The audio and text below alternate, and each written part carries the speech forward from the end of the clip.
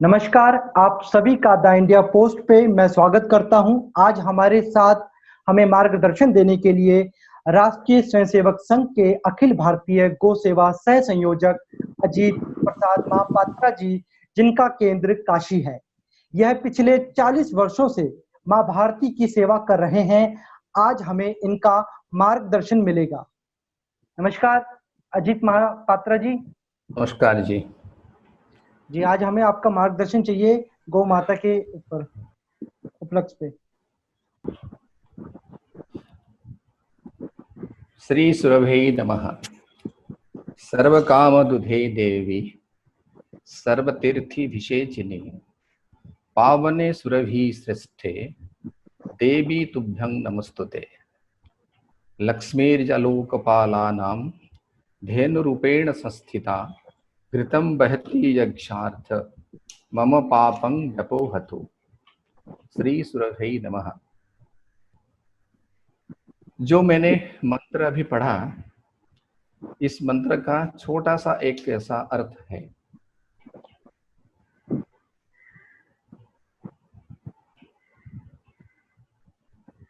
हे मां सुरभि, इस जगत में, इस संपूर्ण सृष्टि में आप सुरभि के नाम पर व्याप्त हो।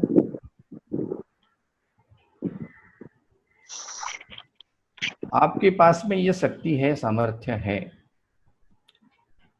आप सभी को पालन पोषण कर सकते हैं। आप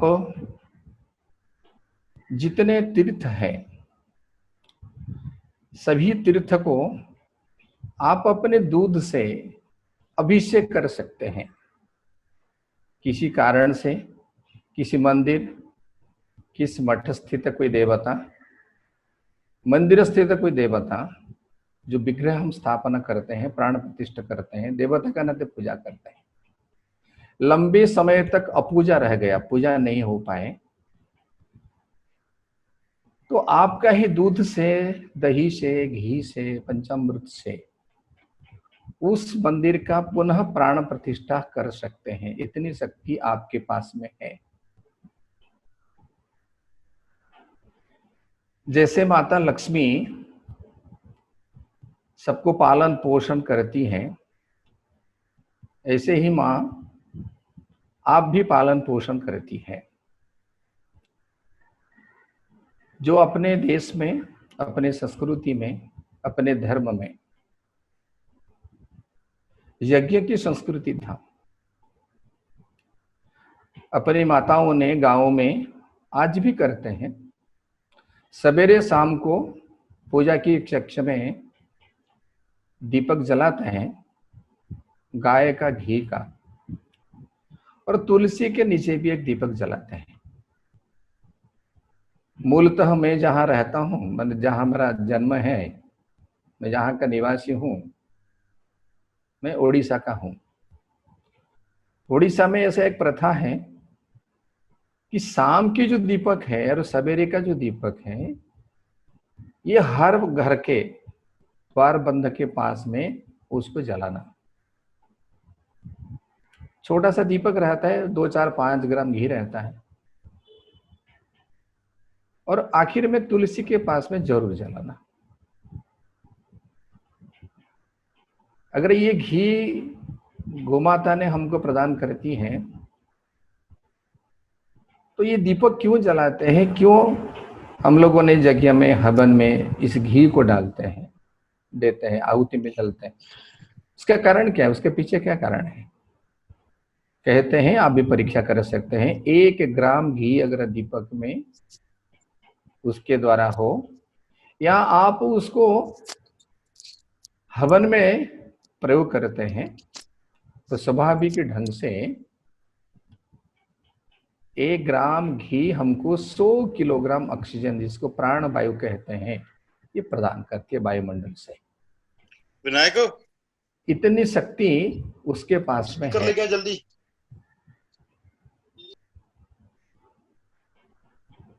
उसी घी को उसी यज्ञ संस्कृति के लिए प्रदान करती है। उसी घी को अगर हम दीपक जलाते हैं तुलसी के पास में, ओजन O3 जिसको कहते हैं, जिसके कारण छेद हो गया, गर्मी बढ़ रही है, ग्लेशियर के बाद में कहते हैं, उसकी रक्षा होती है, पर्यावरण रक्षा होती है, हमको प्राणवायु को मिलती है, ऑक्सीजन मिलता है, हमको ओजन उसके संतुलन होता है। तो ऐसे गाय माँ तुमको प्रणाम है। हे धेनु श्रेष्ठ, हे कामधेनु, हे माँ सुरभि, आपका जो जन्म है, ये जन्म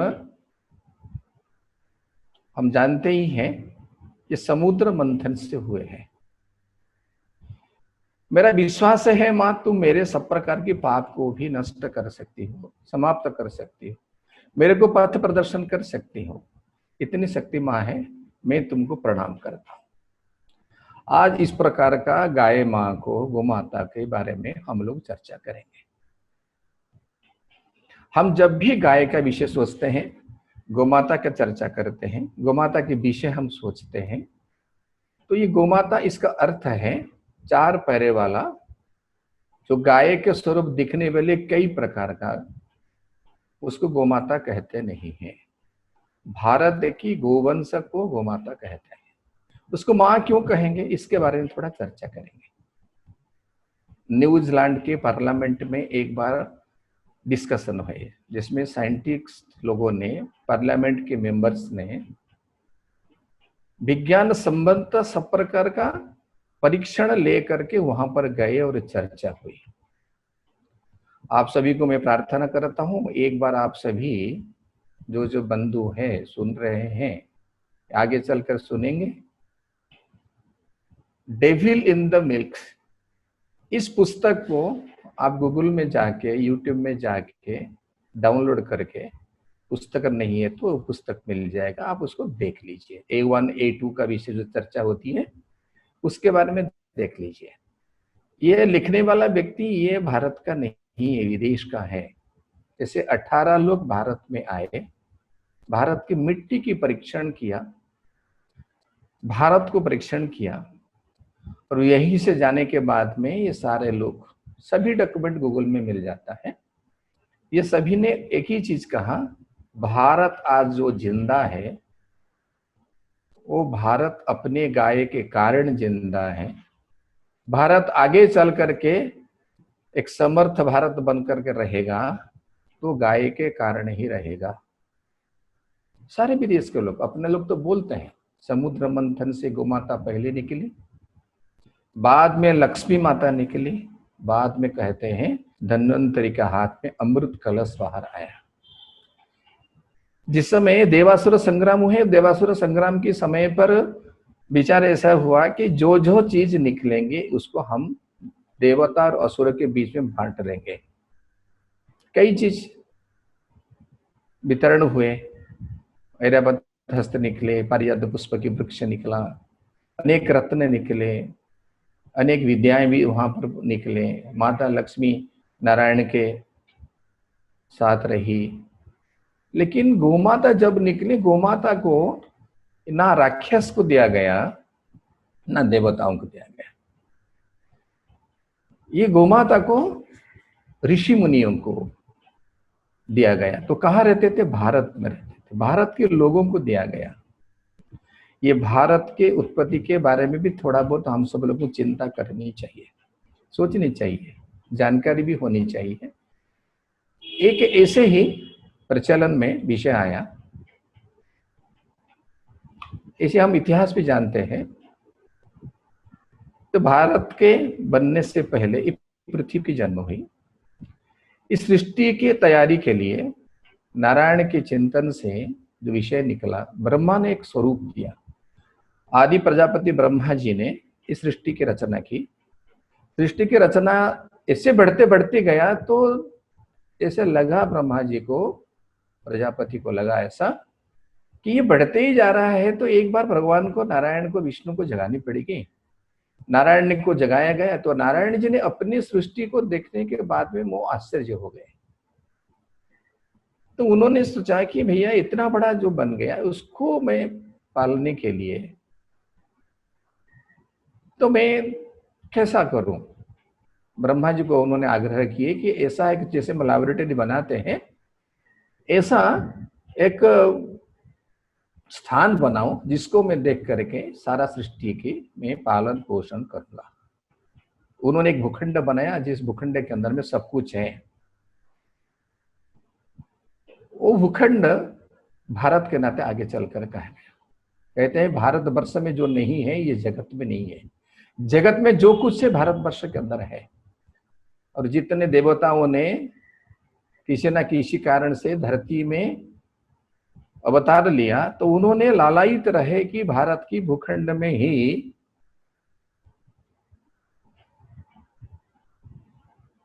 जन्म ले। तो भारत की भूखंड में उन्होंने जन्म लिया और इसलिए हम लोगों ने इस भारत को धर्म में भी कहते हैं, पुण्य में भी कहते हैं, कर्म में भी कहते हैं। इस भारत के अंदर में जो लोग रहते थे उनके पास में ये गाय आई। तो गाय क्यों आई? तो गाय इसलिए आई कि सृष्टि के रक्षण के लिए, सृष्टि के कल्याण के लिए मनुष्य को सहायता अगर कोई कर सकता है तो ये गोमाता सहायता कर सकती है, ये गाय सहायता करेगी, इसलिए दिया गया। बीच में एक घटना हुई, देवासुर संग्राम तो होते रहते हैं। तो एक देवासुर संग्राम में ऐसा लगा कि देवताओं ने हारने जा रहे हैं, तो देवताओं को कहीं ना कहीं छुपना पड़ेगा। तो इन लोगों ने तीनों देवताओं के पास गए, तीनों देवता के बारे में हम जानते हैं। तो आखिर विष्णु के पास में गए। विष्णु ने बताया, नारायण ने बताया कि मेरे को भी इस समय ये रण छोड़ करके कहीं ना कहीं छुपनी पड़ेगी। तो सब लोगों ने तय किया, भगवान नारायण ने बताया, तीनों देवता ने बताया कि गोमाता के पास में चले हो। आप सोचिए, सारे देवताओं ने ससुरों से डर करके गोमाता के पास में गए, गोमाता के शरीर में छुपे, सूक्ष्म स्वरूप में उनके शरीर में रहे। थोड़ी विलंब में कहते हैं पहुंचे हमारे गंगा माता और लक्ष्मी माता। तो गोमाता ने बोली कि मेरे शरीर में अगर कहीं पर कहीं स्थान है तो आप वहां पर छुप सकते हैं, रह सकते हैं। तो गोमाता के शरीर में कहीं उनको स्थान नहीं मिला, तो उन्होंने बताया कि दो स्थान है, एक गोबर है, एक गोमूत्र है। तो उन्होंने, लक्ष्मी ने स्वीकार किया कि मैं गोबर में रहूंगी, इसलिए कहते हैं गोमये बसते लक्ष्मी। गंगा माता गोमूत्र में रहा। तो जैसे एक गरिया पानी में एक बूंद गंगा जल डालते हैं तो हम जानते हैं कि पूरी गंगा जल हो गया, उसमें अभिषेक करते हैं, भगवान जी का पूजन करते हैं।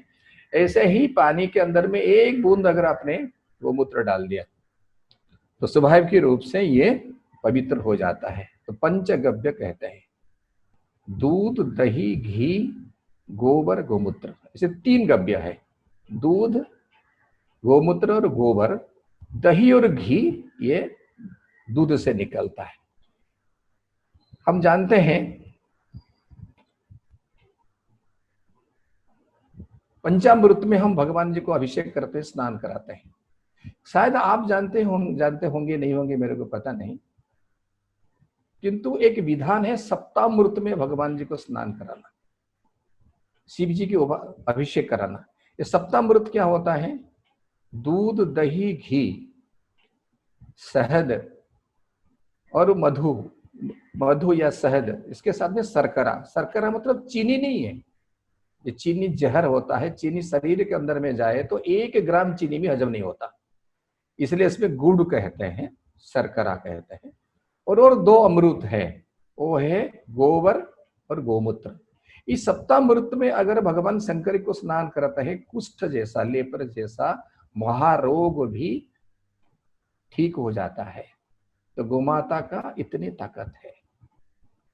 तो उस गोमाता के बारे में जब गाय के दूध के बारे में चर्चा हुई न्यूजीलैंड की पार्लियामेंट में, वहां सब लोगों ने बताया कि ये जो गाय के स्वरूप दिखने वाला एक पशु है जिसका नाम जर्सी है, होलिस्टाइन है, एचएफ है, प्रिजन है, इनकी दुर्भाग्य से जो दूध जैसा निकलता है व्हाइट लिक्विड, जिसको दूध कहते हैं, आज सर्वत्र वो चल रहा है।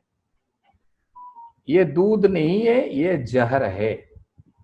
आप लोगों ने इस जहर को हमको क्यों पिला रहे हैं? इस जहर जो है, इसमें बीटा किसिन 1, मॉर्फिन 7 जैसे पॉइजन है। आप सोच लीजिए, उस दिन के बाद में न्यूजीलैंड से ये सारे गाय को निकाल दिए गए, जिसको गाय कहते हैं, अर्थात जर्सी होल्स्टाइन्स को निकाल दिए। इसलिए गाय कहने से भारत की गोवंश के बारे में हम सोचना चाहिए। गाय कहने से जर्सी होल्स्टाइन्स नहीं है, लोग A2 A1 मिल कहते हैं, ये भी एक भ्रम है। A1 में A2 मिल तो मैं कहता हूं कभी नहीं कहना चाहिए। ये जर्सी का दूध है, ये गाय का दूध है, अर्थात भारत की गाय का दूध। 70 से ज्यादा प्रजातियां ब्रीड्स भारत में देखने को मिलते थे, आज 40 से 42 मिलते हैं। हर प्रदेश में अपना अपना उसी प्रदेश के अनुसार गाय है, प्रजातियां है।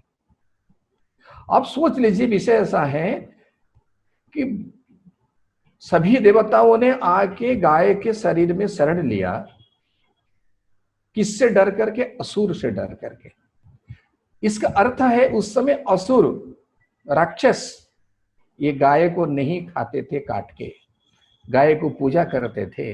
गाय के जितने महत्व है उनको मालूम था। गाय सृष्टि की हमारी रक्षा करने के लिए जिस जिस प्रकार का योगदान है उसके बारे में उनको अच्छे ढंग से मालूम थे। लेकिन दुर्भाग्य है, आज मनुष्य ऐसे जो गाय है, गोमाता है, इस गोमाता को उन्होंने काट के खा रहे हैं। चाहे मुसलमान हो, क्रिश्चियन हो, भारत में किस लोग हो, इसके बारे में सोचना चाहिए। कुरान के अंदर में वर्णन है, गाय के गोमांस नहीं खाना चाहिए, वो जहर है, वर्णन है, उसको पढ़नी चाहिए। क्रिश्चियन बाइबल में बताया गया है इसको नहीं खाना चाहिए, वहां तो हिंसा को मना किया है। और भारत के संस्कृति में, भारत के शास्त्र में, भारत के वेद पुराणों में कहीं गोवध के बारे में चर्चा नहीं है। आज अमेरिका जैसे बड़े बड़े लोगों ने जो दुर्भाग्य से गाय का मांस काट के खाते हैं, इन सब वालों ने बोलते हैं कि गाय के गले की ऊपर की मांस नहीं खाना, क्योंकि वहां जहर है। न्यूजीलैंड से लेकर के आप ब्राजील तक पूरी ऐसे देशों में आप देख लीजिए। ब्राजील का उदाहरण लेंगे तो ब्राजील में जितनी जनसंख्या है उससे ज्यादा गाय हैं। वो कौन सी गाय है? वो भारत के गिर है, साहिवाल के नस्ल की गाय है। ये भारत के गाय आज भारत सर्वत्र है, भारत के बाहर। आज 3-4 महीने पहले एक विषय मालूम पड़ा कि अमेरिका के लोग कहते हैं, वहां की सरकार भी कहती है कि गाय का जो घी है, पहले उन्होंने बताया कि फैट के रहते उसको नहीं खाना चाहिए। आज कहते हैं, डॉक्टर्स कहते हैं, साइंटिस्ट कहते हैं कि गाय का जो भारत का गाय का घी, हार्ट पेशेंट भी दिन में भोजन जो करता है 2 बार निश्चित रूप से 25-25 ग्राम खानी चाहिए। रिफाइन के साथ में जोड़ दिया गाय का घी को। लेकिन आज मानते हैं, आज वो कहते हैं कि गिर साहिवाल की नस्ल की जो गाय अधिक दूध देते हैं ये हमको चाहिए। भारत को 1 लाख गाय की डिमांड है, लेकिन भारत आज देने की स्थिति में नहीं है। इस प्रकार का गाय है। तो इस गाय का जो पंचगव्य है उसके बारे में थोड़ा चर्चा करेंगे, ये हमारे लिए क्या करता है। आज कहीं भी जाए, आप कहीं भी जाए,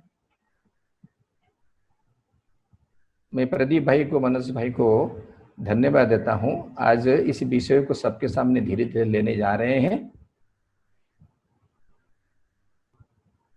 मैं उनको साधुवाद भी देता हूं, उनके कार्यकर्ता बंधुओं को। वो तो कार्यकर्ता बंधु बोलता हूं, लेकिन है तो मेरी भारत की संतान, मेरी भाई है। आज सौभाग्य से इसी विषय को चर्चा करने के लिए जा रहे हैं। आज दुर्भाग्य है, पंजाब के बंधुओं ने अपने जमीन के अगर घूमने के लिए जाएंगे, वहां चिड़िया देखने को नहीं मिलेगी। किसान जब जमीन में खेती करता था, अगर प्यास लगता था, पानी नहीं है, तो जमीन के अंदर से जो पानी थोड़ी सी छान करके नीचे उतरता था, उस पानी को पी लेता था। आज वो पानी को पीना क्या, स्नान करने के लिए डरता है। क्यों डरता है? आज यूरिया, DAP, पेस्टिसाइड्स के कारण भारत की समस्या निर्माण हो गई। 3 माता है, एक भू माता है जिसको धरती माता कह सकते हैं, दूसरा हमारी गोमाता है, तीसरा हमारी जन्मदात्री माता है। आज हम इसी तीन माताओं के बारे में थोड़ा चर्चा करेंगे। आज ये तीन माताओं के ऊपर में प्रचंड विदेशी लोगों का आक्रमण है। दुर्भाग्य से हमारा देश की स्वार्थी राजनीतिक नेता, स्वार्थ इंटेलेक्चुअल्स, स्वार्थी बुद्धिजीवी व्यक्ति, स्वार्थी व्यवसायी व्यक्ति, स्वार्थी लोगों ने आज विदेशी के प्रभाव में प्रभावित होकर के तीनों माताओं को अनदेखा किया है। इसका परिणाम हम भोग रहे हैं। हम कह सकते हैं इस गाय हमारा रोग को निदान कर सकता है। आप परीक्षा के स्वरूप आप बेटाडीन या आयोडीन या कोई भी कचरा चीज पानी में डाल दीजिए, किसी कांच के गिलास में पानी में डाल दीजिए, पानी गंदा हो जाएगा। उसी पानी में 1 चम्मच गौमूत्र डाल दीजिए, आप देखेंगे पानी स्वच्छ हो जाता है, साफ हो जाता है। करके देखिए, अभी भी करके देख सकते हैं। गाय के गौमूत्र में इतनी ताकत है। गाय का गो अर्क के बारे में चर्चा होता है। गो अर्क तो गर्म करके स्टीम से उसको निकालते हैं। एक साइड में गर्म किया, वो स्टीम गया, दूसरे साइड में ठंडा किया, जो पानी सुरक्षित रहा, तो वो गो अर्क हुआ। सभी लोगों ने गो अर्क की प्रयोग तैयार कर नहीं सकते, लेकिन ऐसा स्वभाव सरल है। लेकिन 20 ग्राम जिसके एसिडिटी नहीं है, 20 ग्राम गौमूत्र, जिसको एसिडिटी है 10 ग्राम गौमूत्र, 10 मिलीग्राम, इसको 4 गुना पानी में, अर्थात आधा ग्लास पानी में, जिसको एसिडिटी है वो 10 ग्राम, जिसको एसिडिटी नहीं है ये 20 ग्राम। आप सवेरे खाली पेट लीजिए। कहते हैं 48 प्रकार की बीमारियां शरीर में प्रवेश नहीं करेगी। आपकी स्किन की प्रॉब्लम है, परीक्षा कर लीजिए। बहुत ज्यादा नहीं, 7 दिन समान परिमाण की गौमूत्र गोबर को मिलाइए, उसको शरीर में लेप लगाइए, अच्छे से मसाज करिए, 10-15 मिनट 20 मिनट बाल सूर्य के सामने बैठ जाइए। धीरे धीरे सूर्य की ताप आपके शरीर में आएगा। आप गुनगुना पानी में स्नान कर लीजिए। 7 दिन के बाद में आप ही खुद ही अनुभव करोगे, आपके शरीर के चमड़े की जो लोमकूप है वो खुल गए हैं और शरीर की चर्म रोग कम हो गया है। डेंड्रफ्स होते हैं, वही चीज को आप अपने बालों में लगा सकते हैं। आधे घंटे के बाद में धो लेना गुनगुना पानी में, इतनी बड़ी काम होता है। आपको डायबिटिक की प्रॉब्लम है, छोटा सा प्रयोग करिए, 20 मिलीलीटर आप गौमूत्र लीजिए, 7 बेलपत्ते की पत्ते के रस के उसमें डालिए और सुबह शाम लीजिए 2 बार। जिसको डायबिटिक ज्यादा है नहीं तो 1 बार सवेरे लीजिए, आप धीरे धीरे टैबलेट छूट जाएगा। जिसको इंसुलिन लगता है, इस बेलपत्र और गौमूत्र के साथ में, अर्थात गोवर्ग, तो गौमूत्र कैसे लेना, बहुत सरल है। ताजा गौमूत्र, बच्चिया का, गाभिन गाय का नहीं है, गर्भवती गाय का नहीं लेना, बच्चिया क्या लेना, ताजा। अपने जो धोती पहनते हैं उसको 8 फोल्ड करना, 8 फोल्ड कपड़े को उसमें 8 बार छान लीजिए। ये नंबर 1 की अर्क है। इसी गो अर्क को आपने 2-2.5 घंटे के अंदर में व्यवहार करना। उसके कारण है 2-2.5 घंटे में इसलिए करना चाहिए कि इसके बाद में बैक्टीरिया फॉर्मेशन होता है, वो पौधे के लिए ठीक है, मनुष्य के लिए थोड़ा सा कड़वा हो जाता है। उसको वही 20 मिलीलीटर लेना, एसिडिटी है तो 10 लेना। इसमें बेलपत्र डाल करके आपने रस डाल करके उसको खा सकते हैं।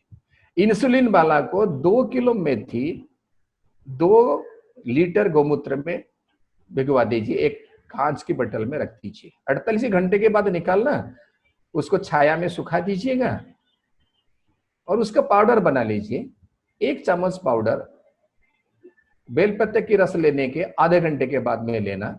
उसके आधे घंटे के बाद में जो भोजन करना चेक करिए।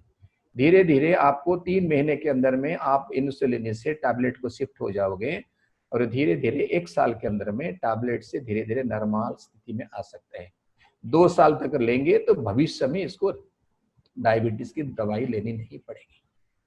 अब शरीर के अंदर में इम्यूनिटी पावर को बढ़ा देता है। उसमें उसी 20 ml गोमूत्र में अगर तुलसी पत्ता 20-30 तुलसी पत्ते के रस डालते हैं, उसको ग्रहण करते तो प्राइमरी कैंसर का हम अरेस्ट कर सकते हैं। इतनी ताकत है उसमें। अगर हम लोगों ने अर्जुन की पेड़ की छाल की पाउडर, ये कंडीशन है कि उसको छाया में सुखाना, अर्जुन की छाल को पाउडर बनाना, धूप में नहीं सुखाना, धूप में उसके जीवाणु भूताणु मर जाते हैं। अगर उसको आपने 1 चम्मच पाउडर लिया तो हार्ट की प्रॉब्लम आपका धीरे धीरे सॉल्व होती है। एंजाइना पेन्स होता है, हार्ट में ब्लॉकेज छोटा मोटा है, आर्टरियों में कष्ट होता है, कभी कभी एसिडिटी होते समय पेन होता है, चेस्ट पेन होता है, उसके लिए बहुत सरल उपाय है। समान परिमाण में गोबर गोमूत्र लीजिए, आधा किलो ताजा, उसको एक मिट्टी के बर्तन में गर्म करिए। मिट्टी के बर्तन में गर्म करके अच्छे से गर्म करना 10-15-20 मिनट तक। बाद में उसको थोड़ा ठंडा करना गुनगुना, सीने चेस्ट के ऊपर में उसको लेप लगाइए। आधे घंटे के बाद में उसको कपड़े से पोंछ लीजिए। जो अपना गाय का घी है, उस गाय का घी थोड़ा सा 1 चम्मच उसके ऊपर में मसाज करें। आपके एंजाइना पेन, आपके छोटे आर्टरी में जो ब्लॉकेज है, धीरे धीरे 15-16 बार लेप लगाने के बाद में कंट्रोल पे आ जाए। हम दूध हल्दी लेते हैं, दूध में हल्दी डाल के लेते हैं, तो दूध में हल्दी डालने से शरीर के अंदर में दर्द कम होता है, मसल्स पेन कम होती है, ब्लड सर्कुलेशन ठीक होता है, आपको कैल्शियम मिलता है। दूध को पूर्ण आहार कहते हैं, सारी प्रकार की चीज। मैं प्याज लहसुन नहीं खाता। कुछ लोग बोलते हैं आप प्याज लहसुन खाते नहीं हो, तो प्याज और लहसुन के अंदर में जो मेडिसिनल पावर है, औषधीय शक्ति है, आपको तो मिलता नहीं है। मैं डॉक्टरों को पूछा, दिल्ली में पूछा, मध्य प्रदेश में पूछा, काशी में पूछा, कई लोगों को पूछा, मेरे को बताओ कि जो लहसुन और प्याज के अंदर में जो औषधीय गुण है, मेरी गैया मैया की दूध में, मेरी भारत की गाय के दूध में, किसी प्रकार का गाय, गिर की नस्ल ले लो, साहिवाल का ले लो, आप कांकरेज का ले लीजिए, हरियाणी के ले लीजिए, खरियारी के ले लीजिए, किसी प्रकार के गाय के नस्ल के दूध के बताइए उसके अंदर में कम है क्या? एक भी आज मेरे को 40 साल में एक डॉक्टर नहीं मिला कि नहीं भैया आपको वो दूध के लीजिए ठीक है, लेकिन लहसुन प्याज आप लीजिए। आज भी एक डॉक्टर हमको नहीं मिला। तो बोलते हाँ, दूध के अंदर में सारी चीज है। उसमें हल्दी डालने से इतना उपकार होता है। दूध, हल्दी और घी डाल दो आप तीनों, आपको पाइल्स होगी नहीं। दूध और घी डाल के पीजिए, एसिडिटी होगी नहीं। ये गैया मैया की दूध की ताकत है। बहुत ज्यादा मेडिसिन के बारे में चर्चा नहीं करेंगे, थोड़ा आर्थिक पक्ष को, we can change the economical condition in India. भारत का इकोनॉमिकल स्थिति को हम गाय के आधार से चेंज कर सकते हैं। ये गाय मां दवा देती है। नंबर 1, ये विदेशी लोगों ने सोचा भारत के इस प्रकार का जो इतने सारे लोग रहते हैं और कोई दवाई वगैरह कुछ नहीं लेते, साधारण कुछ ले लिए तो शरीर ठीक हो जाता है, कारण क्या है? उन्होंने ढूंढा, उन्होंने देखा कि इनके जो भोजन पानी है, जो भोजन करते हैं, इस भोजन जो करते हैं इसके कारण शरीर के अंदर में रोग आते नहीं है, शरीर की ताकत बढ़ती है। तो भोजन क्या करते हैं? इनकी मिट्टी से जो चावल दाल वगैरह होता है, सब्जी भाजी होते हैं, वही तो करते हैं, फल मूल वही तो करते हैं। उन्होंने कहते हैं कि ब्रिटिश लोगों ने, बाकी पीछे तो हम नहीं जाएंगे, अपना देश के चावल वगैरह लेके चले गए अपने घर में, गाँव में, वहां जाके धान जगाया तो गया। उदाहरण स्वरूप बासमती चावल का ले लीजिए, वहां पर धान तो आया, चावल निकला, लेकिन उसमें से कोई गंध नहीं रहा, कोई तत्व नहीं रहा। उनके मस्तिष्क में दर्द हुई कि घटना क्या है, भारत की भूमि में ताकत कहां से आ गई। तो उन्होंने, मैं जो 18 लोगों पर बात कर रहा था पहले, ये सारे लोग बारी बारी में आए, जैसे भारत की मिट्टी को परीक्षण किया, जिसको सॉइल टेस्ट कहते हैं। परीक्षण करने के बाद में भारत की मिट्टी में उनको ध्यान में आया कि यहाँ पर जो उर्वरा शक्ति है कहीं नहीं है, तो उन्होंने भाई साहब ढूंढ मैं एक ढूंढ बात करके कुछ कहना चाहूंगा। भाई साहब मैं बोलिए। बस सबको यही बताना चाहूंगा कि 5 मिनट के बाद ये बंद हो जाएगा, फिर हम 5 मिनट का ब्रेक लेंगे। अब जैसे ही ये बंद होगा तो 5 मिनट का ब्रेक रहेगा। 5 मिनट के बाद आप सभी लोग फिर से यहाँ पर आ जाएं। 5 मिनट के बाद जब ये समाप्ति हो जाएगी उसके बाद 5 मिनट का ब्रेक रहेगा। बस धन्यवाद। तो उन्होंने देखा कि ये सारा जो चीज है, जो माटी का मिट्टी का जो उर्वरता है, इसके कारण भारत के रहने वाले जो गाय है, उस गाय का गोबर और गोमूत्र है, उसमें जो खाद बनती है उसी खाद से मिट्टी की ताकत रहती है। इसमें घन जीवामृत बनता है, जीवामृत बनता है, अमृत पानी मिल बनता है, कीट नियंत्रक बनते हैं। कीटनाशक हम नहीं कहते हैं, हम किसको मारना नहीं चाहते हैं, नियंत्रक कहते हैं। कीड़े जो है हमारा खेत में नहीं आना चाहिए, ये जहर मुक्त है। इस तो उन्होंने देखा कि इसी के कारण ही मिट्टी की उर्वरता है। 1 एकड़ जमीन में आज हम यूरिया डी पेस्टिसाइड्स का यूज करते हैं, पंजाब में तो 20,000 रुपया तक खर्चा करते हैं, 15,000 तक खर्चा करते हैं। लेकिन आप देखेंगे इसकी प्रयोग करेंगे ज्यादा से ज्यादा 1,000 रुपया में 1 एकड़ की जमीन की खेती हो जाएगी। 1 एकड़ जमीन के लिए 10 किलो गोबर, 10 लीटर गौमूत्र, 1 किलो गुड़, 1 किलो बेसन का पाउडर, इसको 3 बार प्रयोग करना। इसको लिक्विड फॉर्म में बनाएंगे तो जीवामृत हो गया, सॉलिड फॉर्म में बनाएंगे तो घन जीवामृत हो गया। घन जीवामृत जब हल करते हैं उस समय डालते हैं, जब बीज डालते हैं, छोटा सा पौधा बड़ा होता है, इसे 3 बार 15-15 दिन अंतराल में इसको हम डालते हैं।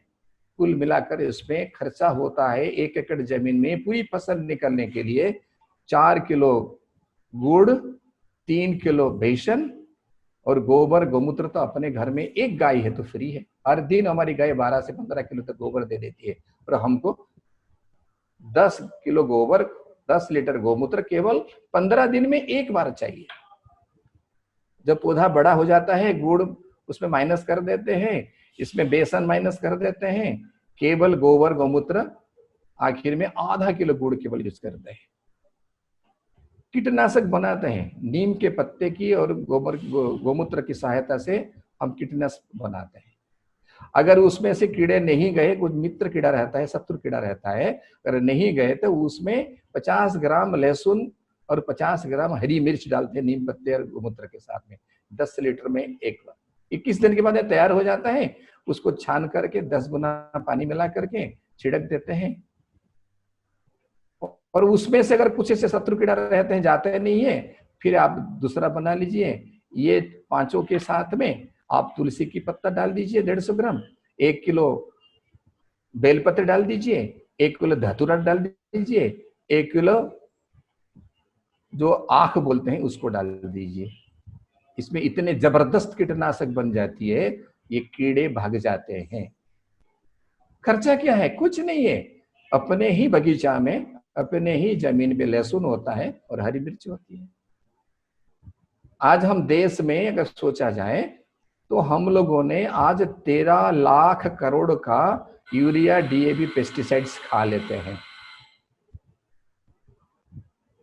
उन्होंने सोचा अगर इस प्रकार का इनको मिलता है, दूध मिलता है, दही मिलता है, घी मिलता है, और साथ साथ में इतनी गोबर गोमूत्र मिलता है, इसका जमीन की रक्षा होता है, तो हिंदी में कहते हैं ना रहेगी बांस ना बाजोगी बांसुरी। तो ये गाय को खत्म कर दो तो इसकी जमीन खत्म हो जाएगी।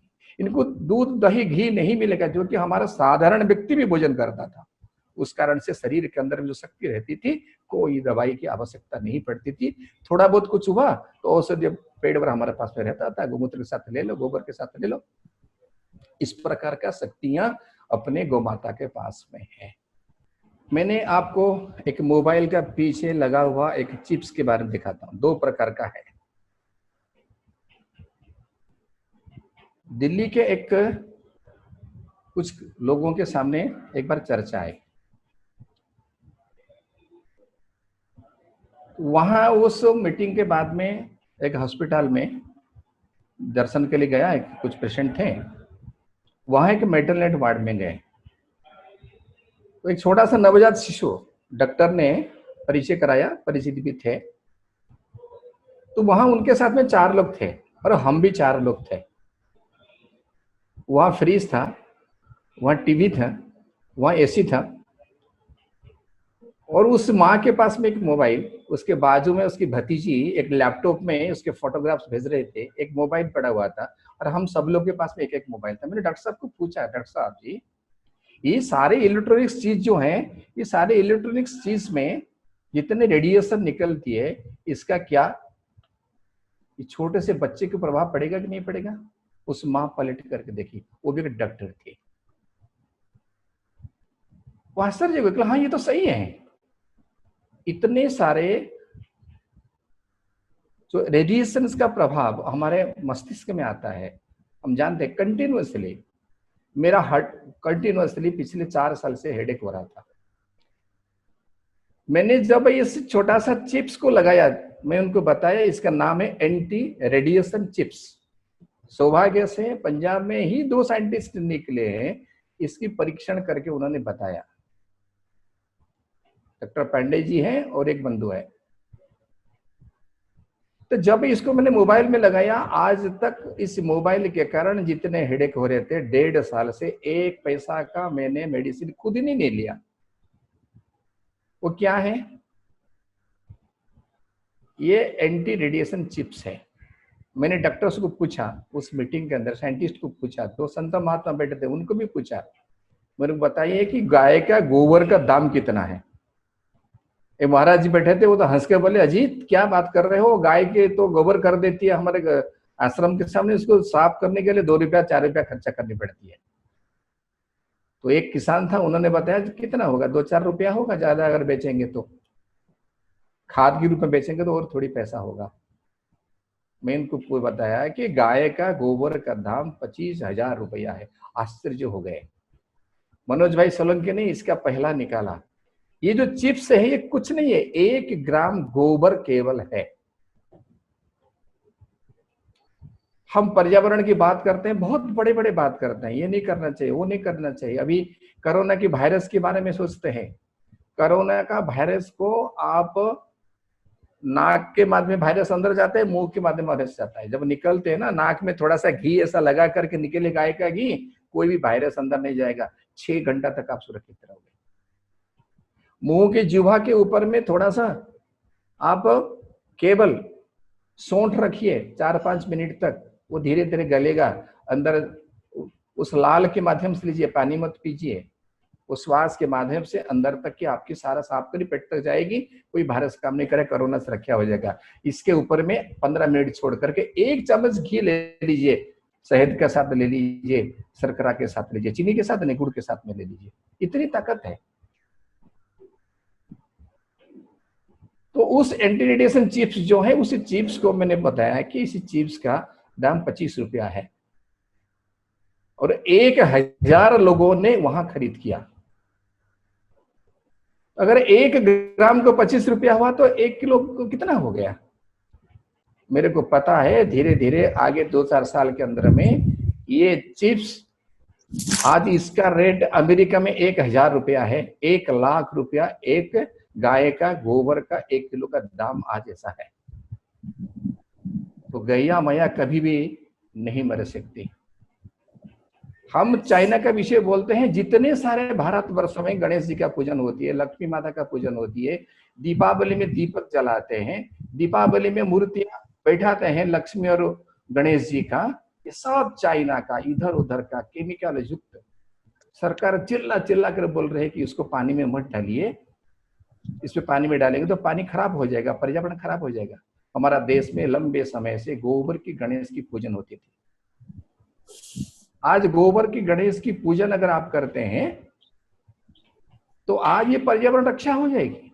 और ये गोबर की गणेश को अगर विसर्जन पानी में करते हैं, पानी में कोई खराब नहीं आएगी। पानी के अंदर के जो जीव, मछली से लेकर बाकी जितने जीव रहते हैं, इन सब लोगों के लिए वो भोजन बन जाती है। ये गाय के गोबर की ताकत है। पर्यावरण की सुरक्षा, पिछले साल हम लोगों ने जो बनाया, 7.5 लाख ऐसे मूर्तियां बिक्री हुई, लोगों ने बनाया और बेचा।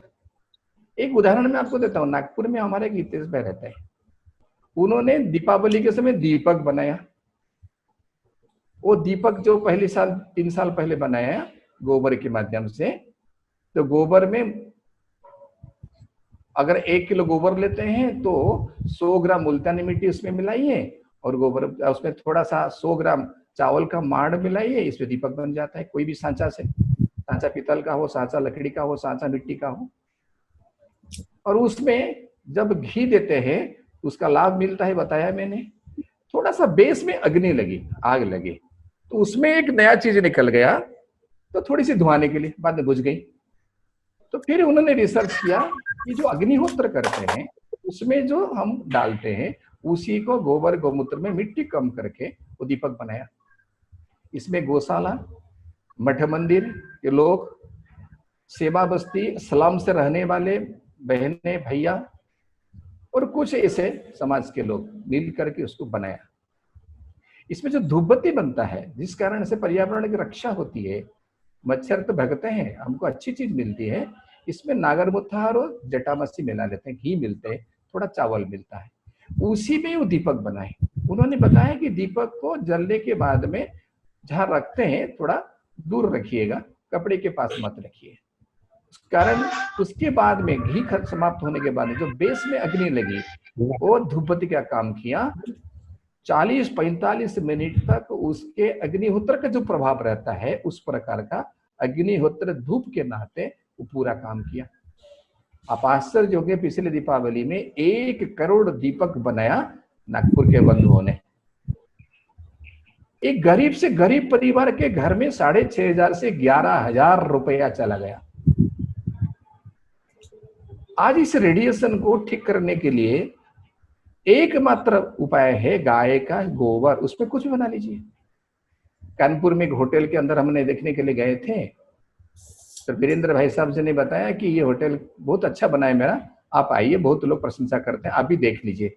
रूम में गए तो फ्रिज है, टीवी है, वहां पर एसी है और कुछ इलेक्ट्रॉनिक चीज था।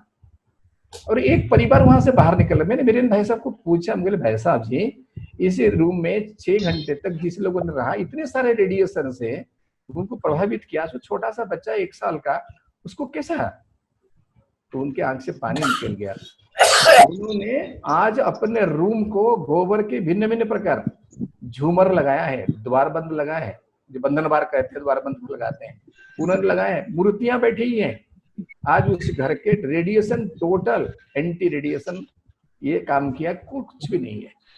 आज टीवी हमको चाहिए, आज हमको फ्रिज चाहिए, आज हमको एसी चाहिए, लेकिन इससे बचने के लिए हमको गाय चाहिए।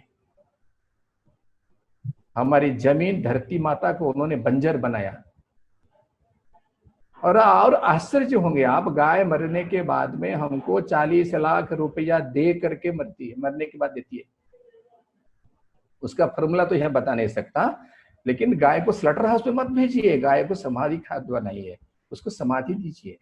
उसमें से जो साल भर के बाद में खाद निकलता है, तो उस खाद 1 एकड़ जमीन के लिए एक गाय सफिशिएंट है। कैसे भी बंजर भूमि वो हरियाली बन जाती है। उसके सींग से जो सींग खाद मिलता है, सीली का खाद, सींग का खाद, आणविक खाद भी बोलते हैं, उसका 1 ग्राम में हम 1 एकड़ का जमीन एक बार में खाद बना सकते हैं। एक गाय का सींग से हम 1200 एकड़ का जमीन आराम से खेती बना सकते हैं। उसका 1 ग्राम खाद का अमेरिका में आज 1000 रुपया है। इतनी वो खुद जीवित समय में नहीं खाती है। दूसरा, हम लोगों ने भगवान को पूजा करने के लिए, अभिषेक करने के लिए दूध दही लेके जाते हैं, घी लेके जाते हैं, पंचामृत लेके जाते हैं। मैं ग्वालियर के पास में एक आखिर का उदाहरण देता हूं, उसके बाद में जो कुछ पूछना चाहिए आप पूछ सकते हैं। ग्वालियर के पास में एक मंदिर के दर्शन के लिए गया था, 300 साल पुराने मंदिर ऐसे कह रहे थे। मेरे साथ में गौ सेवा के हमारे कार्यकर्ता गया था, तो साथ में उनके गौशाला से दूध लेके गए थे। हम लोग का अभिषेक चल रहा था, 2-3 वहां पर पुजारी बैठे थे और भीड़ भी अच्छी थी, काफी लोगों का वहां पर पूजन अर्चन चलता है। हम जानते हैं मंदिरों में कैसा होता है। तो उस समय पीछे से एक जोर से आवाज आया, एक युवक ने जोर से चिल्लाया कि पुजारी जी। तो पुजारी जी बोले हाँ। तो परिचित व्यक्ति था, उन्होंने ऊपर से एक पैकेट दूध फेंका उनके ऊपर में। और पुजारी जी बोले कल आ रही ये तो पैकेट का दूध है। बोलते हैं कि पुजारी जी चला दीजिए ना। पुजारी जी उन्होंने ऐसा नाखून मारा, छेद किया और शिव जी के ऊपर में उस दूध को डाला, त्र्यंबकम जजामहे सुगंधि पुष्टि मंत्र बताया। आप बताइए कि ये जो दूध है ही नहीं, इसको भगवान जी को अभिषेक करते हैं, कौन सी ऊर्जा प्राप्त करेंगे, कौन सी शक्ति प्राप्त करेंगे। आज मंदिर के अंदर में यही तो चलता है। मंदिर की वातावरण को शुद्ध करने के लिए मैं पुजारियों बंधुओं को, हमारे पूज्य संत महात्माओं को मैं पूछता हूँ कि कौन सा दूध चाहिए, कौन सा घी चाहिए, कौन सी दही चाहिए, कौन सी धूप चाहिए, जिसमें से मंदिर की शक्ति हमको प्राप्त होगी। कोई एक भी व्यक्ति मेरे को आज तक नहीं बताया कि भैंस का दूध, जर्सी का, होल्स्टाइन का दूध, पैकेट का दूध ये चल जाएगा। जजमान कहता है भैया मेरे घर में कुछ अनुष्ठान करिए, पंडित जी पुजारी जी वहां पर कुछ सामान बताते हैं, जजमान बोलते हैं ये सामान मिला नहीं, चला दीजिए, पंडित जी चला देते हैं। क्या हमको पूरे अनुष्ठान का लाभ मिलता है? नहीं मिलता। तो आज हमारा देश के अंदर में जितने मंदिर हैं, सारा मंदिर आज कैसा स्थिति है। एक सीताराम बाबा रहते हैं हमारे वृंदावन में। सीताराम बाबा जी इसको सुने तो उन्होंने चिल्लाया कि तुमने मेरे आश्रम में आया है, देखा है कभी कि मैंने कभी दूसरा दूध यहाँ पर यूज किया? सवेरे 3 बजे से 6 बजे तक अभिषेक चलता है उनके मंदिर में। तो मैंने तो कहा नहीं महाराज जी, कभी आपने दूसरे दूध नहीं लिया, कभी कोई दूसरा घी व्यवहार नहीं किया, तुम कैसे बोलते हो? बोले महाराज जी पूजन के बाद में लोग दर्शन के लाते हैं, हजारों आते, उनके हाथ में कौन से दूध है? हाँ, तो मेरे को तो ये ध्यान भी नहीं आया कि दूसरे लोगों के हाथ में वही पैकेट वाला, वही क्या क्या दूध है। तो उन्होंने लंबा चौड़ा एक 6 फीट का बोर्ड लगाया है, यहाँ केवल गाय का दूध दही घी लेकर के और गाय का द्वारा जो पूजन सामग्री तैयार होते हैं, जो भोजन प्रसाद में लगता है, वही चलेगा, दूसरा कुछ नहीं चलेगा। आप आश्चर्य होंगे, आज वहां पर जो भी जाते हैं पानी लेके जाते हैं, लेकिन दूसरा दूध नहीं लाते अगर नहीं मिला तो। ऐसा अगर हम सोचेंगे तो हमारा देवस्थान ठीक हो जाएगा। पंजाब में ही, आज नाम नहीं बताऊंगा, एक गुरुद्वारा में गया था, वहां पर लंगर में बैठा मैंने और बढ़िया वहां पर हमको प्रसाद मिला, हलवा मिले। तो मैंने देखा बाहर आने के बाद में एक सरदार जी हमारे उस हाथ नहीं धोए, हाथ में लगा हुआ जो घी था उन्होंने वाहे गुरु कह करके लगाया, और हम लगाते हैं उसको पानी में धोते नहीं, प्रसाद सोचते हैं। मैंने पूछा महाराज जी, सरदार जी, ये जो हाथ में आपने लगाया कि घी है? बोले कौन से घी है? देसी गाय का घी है, जर्सी का घी है। वो एक बार मेरे को देखा और मेरे को ऐसा आलिंगन किया। आज आपने बहुत अच्छी चीज बताई। तो हम हमारे देवस्थान, हम हमारे घर अगर इसको सोचेंगे नहीं तो कैसे होगा? जन्म होने से पहले पति पत्नी सोचते हैं कि इस बच्चे को हमको चाहिए। सही में क्या उनको बच्चा चाहिए, या बच्चा एक्सीडेंटली जन्म होते हैं? गर्भ में एक इतनी पवित्र प्राण एक शरीर के नाते स्थापित होता है। क्या हमको सोचना नहीं चाहिए? भगवान को सोचना नहीं चाहिए, बताना नहीं चाहिए, प्रार्थना नहीं करनी चाहिए? मेरे कुल को, मेरे कुटुंब को, मेरे समाज को, मेरे धर्म से रक्षा करने वाला ऐसा बच्चा चाहिए। अगर ऐसे बच्चे हम चाहते हैं तो गर्भ में बच्चा आने के बाद में हमको क्या भोजन करना चाहिए? डॉक्टर के पास में जाते हैं, पता जब चला गर्भ में बच्चे धारण हो गए तो उन्होंने तुरंत मेडिसिन से चालू करते हैं। कौन सा मेडिसिन? कोई आयुर्वेदिक नहीं लेता, कोई पंचगव्य पे नहीं लेता, कोई होम्योपैथिक नहीं खाता। इसमें से 99% नाई ऐसे होते हैं जो कि एलोपैथ दवाई खाते हैं। आज उस माँ ने जो बच्चे को जन्म देगा तो मेडिसिन के आधार में मृत्यु तक वो मेडिसिन चलता है। आज दुर्भाग्य से 7.5 लाख से 8 लाख करोड़ दवाइयां हम लोग खाते हैं। तो हम अगर चाहेंगे इस भारत वर्ष की आर्थिक स्थिति को बदल सकते हैं, भारत वर्ष को रोग मुक्त बना सकते हैं, भारत वर्ष को ऊर्जा युक्त बना सकते हैं। गोबर की गैस से आज गाड़ियां चलने लगी गई है। आप दिल्ली जाइए, मुंबई जाइए, पुणे जाइए, सब जगह देखने को मिलेगा। इसको वर्णन करने की आवश्यकता नहीं है। गाय जो है ये एक समग्र विषय है। गाय के माध्यम से हम लोगों ने अपने आर्थिक विकास, अपने शरीर की विकास, अपने मन की विकास, अपने धर्मस्थल की ऊर्जाएं, ये सारा हो सकता है। इसलिए मैंने सभी को प्रार्थना करता हूँ, साधु संत महात्मा, मठ मंदिर के पुजारी, कथाकार को, उनको भी प्रार्थना करता हूँ, इस विषय को केवल भक्ति का विषय नहीं, इसकी विज्ञान की विषय, इसकी से औषधि की विषय, इसकी आर्थिक विषय, सारी विषय को साधारण जनता तक ले चलिए। कहते हैं कि भारत गांव में बसती है, गांव अर्थात गांव में किसान रहती है। किसान भारत की रीढ़ की हड्डी कहते हैं।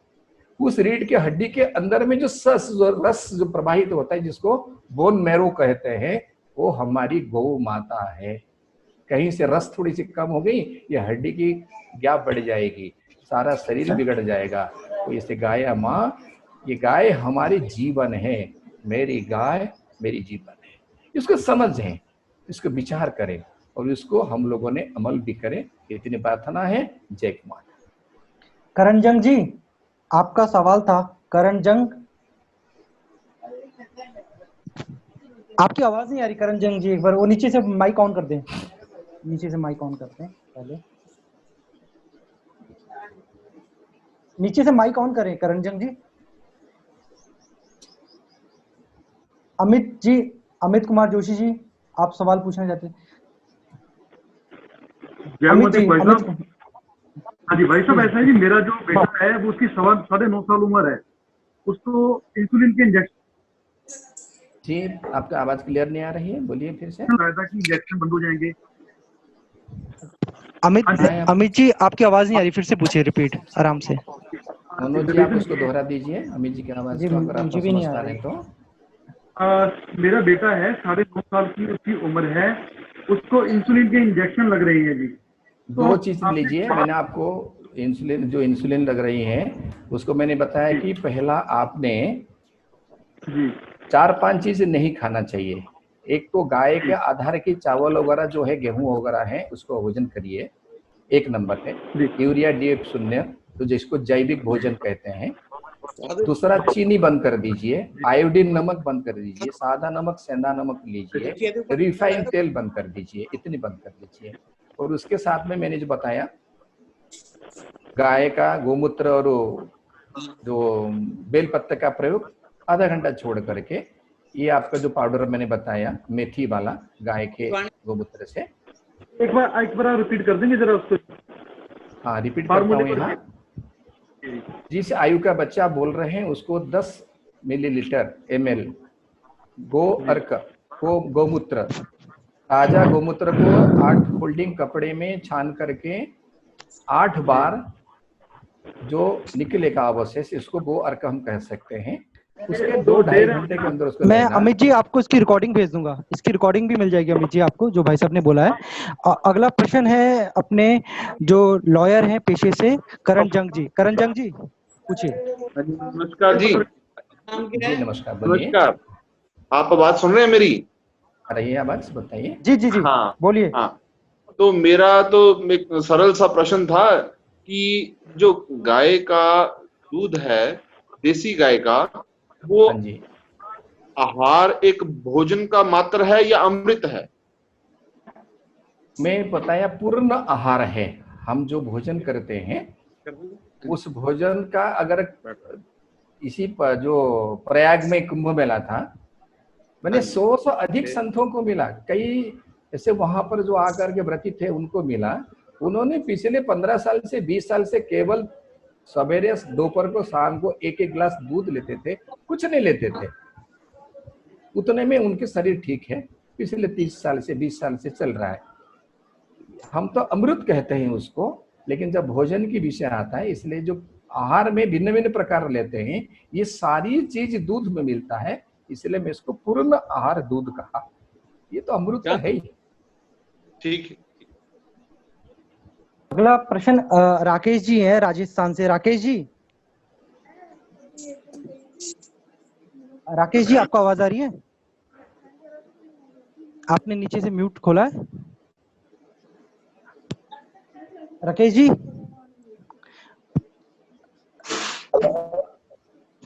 जी राकेश जी आवाज आ रही है आपको? जी जी बोलिए राकेश जी, बोलिए। जी बोलिए। मैं समानांतर जो संगठन है, जैसे मान लो बीजेपी है, अब मुझे ये पता लगा कि मुख्यमंत्री जी के यहाँ पहले सभी जितने भी मुख्यमंत्री जिनको हम विरोधी बोलते थे, उन्होंने सबने गाय रखी हुई थी, लेकिन हरियाणा के मुख्यमंत्री ने गाय आते ही निकाल दी। हम वैसे प्रयास करते हैं, लेकिन धरातल पे कुछ और हो रहा होता है। जी जी, भारतीय जनता पार्टी या राजनीतिक विषय में चर्चा हम करना नहीं चाहते हैं, मेरा रुचि का विषय भाई साहब नहीं। राजनीति ही नहीं है, मतलब वो भी हमारे समकक्ष है ना जी। मतलब कांग्रेस वालों ने वहां गायें रख रखी थी, लोकदल वालों ने भी। जैसे ही 2014 में बीजेपी सरकार आई, वहां से गायें उठा दी मुख्यमंत्री निवास से। हम इसके ऊपर बहस करना नहीं चाहेंगे। आप एक सिंपल काम करिए, आरटीआई में उस मुख्यमंत्री साहब जी को एक छोटा सा पत्र लिखिए कि गाय को आपने क्यों निकाल दिया, आपको उत्तर मिलेगा। और मैं आपको आग्रह भी करूंगा, आप एक पत्र लिखनी चाहिए, जरूरत पड़ेगा तो आप उनको कोर्ट में बुला सकते हैं। ठीक है जी, धन्यवाद। और बहुत स्पष्ट रूप से देश के प्रधानमंत्री ने इस बार जो सरपंच लोगों के साथ में बातचीत किया, उस समय आपको ध्यान होगा 3 सरपंच ने कुछ प्रश्न पूछा और खुद ने प्रधानमंत्री सबके सामने बताया कि हमको ये जो जैविक खाद करने से लाभ होगा क्या, प्रश्न था। प्रधानमंत्री ने बताया कि उसको पहले 1 साल आधा करो, दूसरे साल और थोड़ा बढ़ाओ, तीसरे साल पूरा करो, इसमें खर्चा कम होगी, इसमें से जहर कम होगी, इसमें से कीड़े भी कम आएंगे, पेस्टिसाइड की जरूरत नहीं पड़ेगी, और 2 साल 3 साल के बाद में, अर्थात 2 या 3 फसल के बाद में आप अच्छे आमदनी करोगे। इसको करके देखो। परम पूज्य सरसंघ चालक राष्ट्रीय स्वयंसेवक संघ के मोहन जी भागवत जी ने पिछले 3 साल से इसके ऊपर में विजयादशमी उत्सव में, अभी भी सबको देश को उद्बोधन थे, इसके ऊपर बहुत आग्रह के साथ बोला, पब्लिकली बोला है। इसमें सारे राजनीतिक नेता, संत महात्मा, सारे चीफ मिनिस्टर, सब कोई विषय गया है। उसके बाद में नहीं करते हैं तो पब्लिक उनके साथ में बात करनी चाहिए, आप बात करनी चाहिए। जी भाई साहब, एक क्वेश्चन आया है कि गौ आधारित खेती के विषय में जानना चाहते हैं हरियाणा से। क्या जानना चाहते हैं? गौ आधारित खेती किस प्रकार से की जाए, क्या इसके परिणाम कैसे आएंगे, क्या पहले ऐसी खेती होती थी, ऐसा प्रश्न आया है। आज भी होती है, आज भी होती है। गौ आधारित खेती अर्थात जो लोगों ने, बाहर के लोगों ने रिसर्च किया, जो आज यूरिया डीएपी वगैरह डालते हैं, पेस्टिसाइड डालते हैं, इसके बदले गोबर गौमूत्र की प्रयोग करना। हम जिस समय हल पहला करते हैं, जिस समय ड्राई रहता है, उस समय घन जीवामृत उपयोग करते हैं। उसके बाद में जो बीज डालते हैं, वहां से लेकर आखिर तक हम जीवामृत और गौमूत्र पानी यूज करते हैं। ये तीनों के बारे में मैं बहुत शॉर्ट से बताता हूँ। 1 एकड़ जमीन के हिसाब लेते हैं। 1 एकड़ जमीन में 10 किलो गोबर, 10 लीटर गौमूत्र, 1 किलो बेसन, 1 किलो गुड़, इसको मिलाइए।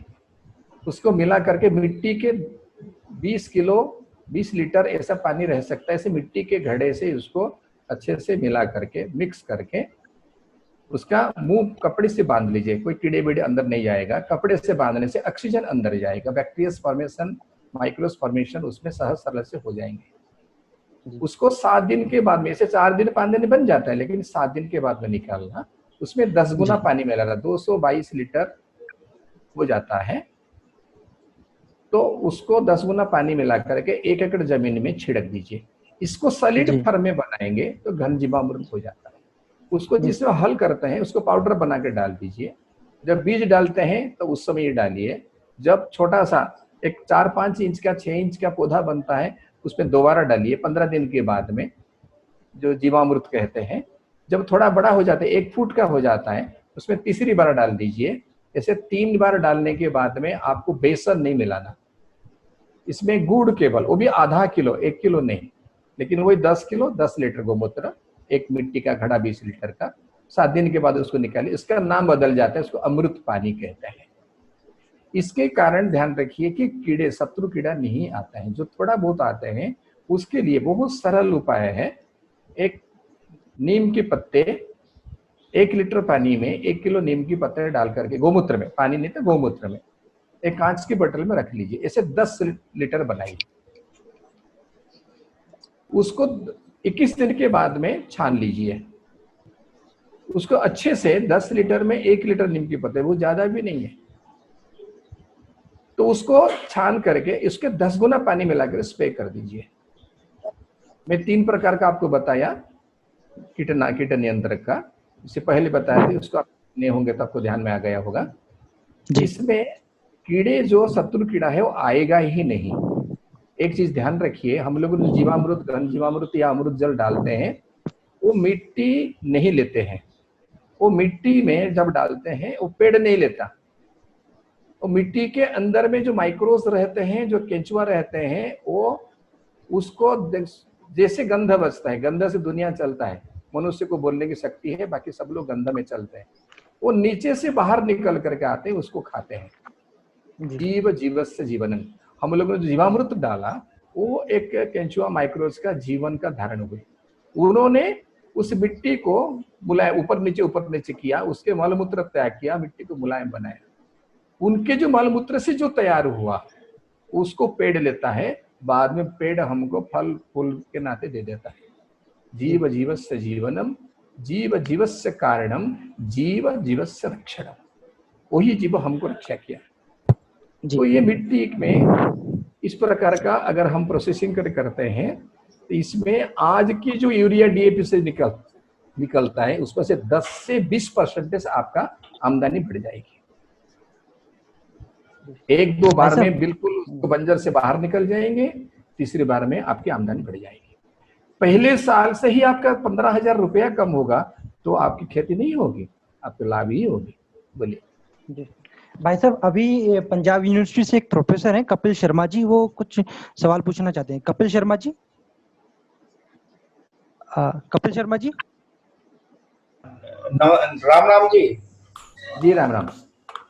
एक्चुअली मेरा प्रश्न है सर, जैसे गौ माता का तो ये हो गया, आजकल जो फार्मर है उनके सामने एक बड़ा मतलब प्रॉब्लम है कि जो है क्या जो बछड़ा है, हाँ जी, तो पहले तो इस्तेमाल होता था कि भाई वो खेत जोतने के लिए या और जो काम थे, बट अब जब से ट्रैक्टर और मशीनरी आई है तो वो कम हो गया है। कम क्या मतलब नाम मात्र के लिए रह गया है, तो उसका मतलब बड़ा इशू है।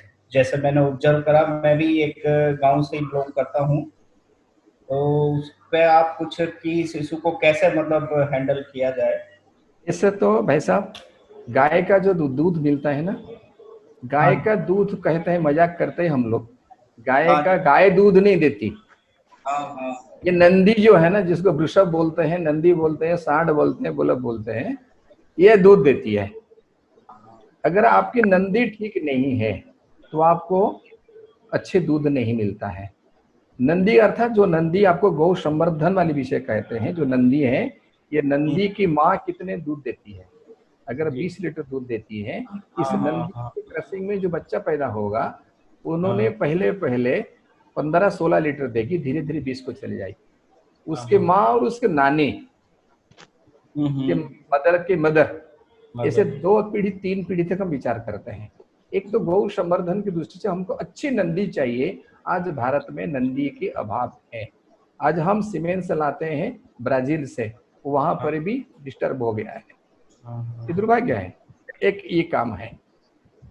दूसरा है कि हमने आपको खेती के लिए बताया, हमने आपको प्रोडक्ट के लिए बताया। ये प्रोडक्ट में और खेती में जो गोबर गौमूत्र की आवश्यकता है, ये बैल का गोबर गौमूत्र भी आवश्यकता है। अच्छा, बैल का जो गौमूत्र है वो भी मतलब इक्विवेलेंट है। जी, मैं गोवंश के बारे में बताया ना, केवल गोमाता नहीं बताया। गोवंश जो है, गोवंश के गोबर गौमूत्र, ये हमारा काम में आता है खेती के लिए, प्रोडक्ट बनाने के लिए। आपका केवल औषधि में जो लगता है वो गोमाता का मतलब बछिया का लगता है औषधि में।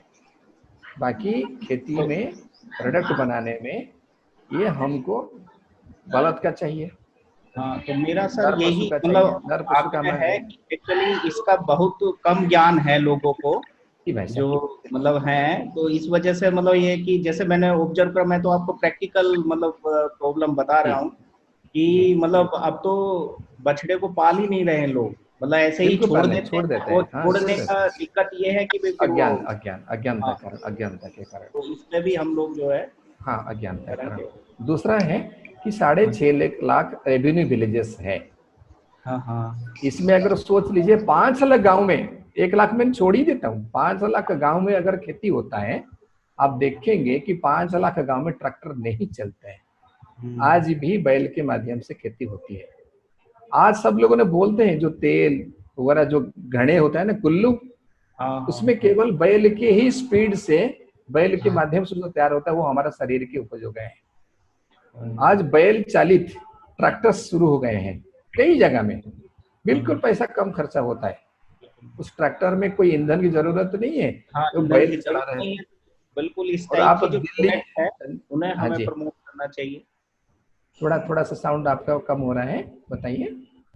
मैं यही कह रहा सर, जो इस टाइप की जो मतलब प्रोडक्ट है उन पे भी हमें ध्यान देना है। हाँ, ध्यान देना है ना, इस विषय को लेके हम गांव तक जाना चाहिए, शहर तक जाना चाहिए। आप देखेंगे दिल्ली के सवेरे शाम को कई बैलगाड़ियां गांव से सब्जी बाकी सारा चारा भी ये सब लेकर के आते हैं दिल्ली के शहर के अंदर में।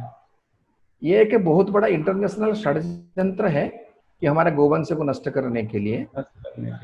अगर हमारा धरती ठीक रहेगी, हमारी गौ माता ठीक रहेगी, हमारा जन्मदात्री माता ठीक रहेगी, तो स्वाभाविक ढंग से ये देश, ये संस्कृति बिल्कुल अच्छी रहेगी जी। वहां अगर ठान ली ना। भाई साहब आखिरी प्रश्न रखते हैं, 10 मिनट रह गए। ये इसमें एक प्रश्न आया कि प्रकृति के पंच तत्व का उपचार गौमूत्र से क्या संभव है? गाय के पंचगव्य से संभव है, गाय के पंचगव्य की संभव है, केवल गौमूत्र नहीं है। गाय के गौमूत्र का केवल लेंगे तो पूरी प्रकृति की रक्षा नहीं होगी, गाय की पूरी 5 गव्यों को लेंगे तो इस धरती की रक्षा हो जाएगी जी। और एक प्रश्न और है कि जैसे कि साहित्य आज उपलब्ध है, इस साहित्य भी आप जानते हैं और हम भी प्राप्त करवा सकते हैं। जैसे कि एक प्रश्न और आया था कि स्वर्ण प्रकाश जो गाय के उत्पाद होती है, जिसकी मेडिसिन अगर हम कई लोग बनाना चाहते हैं, अगर उसका पेटेंट कराना चाहें तो कहते हैं कि उसमें 50 से 60 लाख का खर्चा आ रहा है। ये इसकी अभी 2 प्रश्न आप एक बार थोड़ा देवला पार्क हमारे जो नागपुर में है जी, गो विज्ञान अनुसंधान केंद्र है जी, वहाँ एक बार आप संपर्क करिए। वहाँ 10 चीज के ऊपर में हम लोगों ने पेटेंट कर चुका है जी। वहाँ एक सुनील जी सूर्यवंशी है, गौमूत्र के ऊपर में डॉक्टरेट किया है। ऐसे कम से कम 20 से ज्यादा साइंटिस्ट वहाँ जुड़े हुए हैं और 32 प्रकार का चीज अभी पाइपलाइंस में है, शायद 1-2 साल में या 1 साल में उसका भी हो जाएगा। मेरे हिसाब से इतने पैसा खर्चा नहीं होती है। आप थोड़ा सा वहाँ संपर्क करिए, आपके पास में सुनील मानसिका जी का नंबर जरूर होगा, नहीं तो मेरे से ले लीजिए। मेरे हिसाब से इतना खर्चा नहीं, मैं उनको भेज दूंगा जी। अभी मैं अपने सभी मित्रों से कहना चाहूंगा कि जिनके अगर नेटवर्क में दिक्कत आ रही थी तो वो उनको हम यह रिकॉर्डिंग भी उपलब्ध करा देंगे, और अगर किसी को वैसे हो चुका है तो इसको समाप्त करें। 5 मिनट आगे जी, आपकी आज्ञा हो तो समाप्त करें। सभी को बहुत बहुत धन्यवाद। सर्वे भवन्तु सुखिनः, सर्वे सन्तु निरामया, सर्वे भद्राणि पश्यन्तु, मा कश्चित् दुःखभाग्, शांति शांति। आपका बहुत बहुत धन्यवाद। आज हमारे साथ जुड़े थे राष्ट्रीय स्वयंसेवक संघ के अखिल भारतीय गौ सेवा सह संयोजक माननीय श्री अजीत प्रसाद महापात्रा जी। और मैं अपने सभी दर्शकों से भी कहना चाहूँगा, इस वीडियो को अधिक से अधिक शेयर करें और हमारे चैनल को सब्सक्राइब करें। वंदे मातरम, जय गौ माता।